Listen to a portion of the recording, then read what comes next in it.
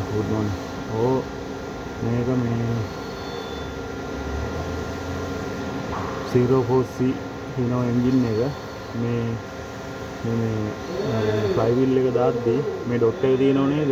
ඒක මේ තව්වට සම්පාත වෙන්න ඕන. මොකද හේතුව මේකේ මේ ඇතුලේ ෆෙදර් එක තියෙන්නේ මේතන හොඳ. පොඩ්ඩයි නෝ ඒක පෙන්නන්නම් පොඩ්ඩයි. මේ තියෙනවනේ මේ ෆෙදර් එක. මේ ෆෙදර් එක හරියට මෙන්න මේකට තමයි මේ ෆෙදර් එක. මේ තියෙන ලයින් දෙන්න මෙන්න මේක. හරි. ඊටු එක පෙන්නන්නම් පොඩ්ඩක් ඉන්න. මේක මෙහෙමයි.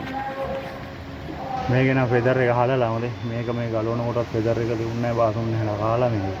මේ ඩොට් එක තියෙන්නේ. මේක මෙතන ෆෙදර් එකට එන්න ඕනේ. මෙතන ඩොට් එකක් තියෙනවා මේ. හරිද?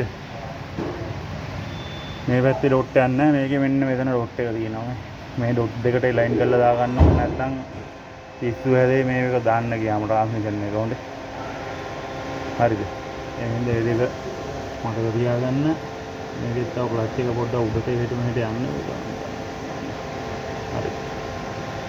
බලමු ට්‍රාන්ස්මිෂන් එක දාලා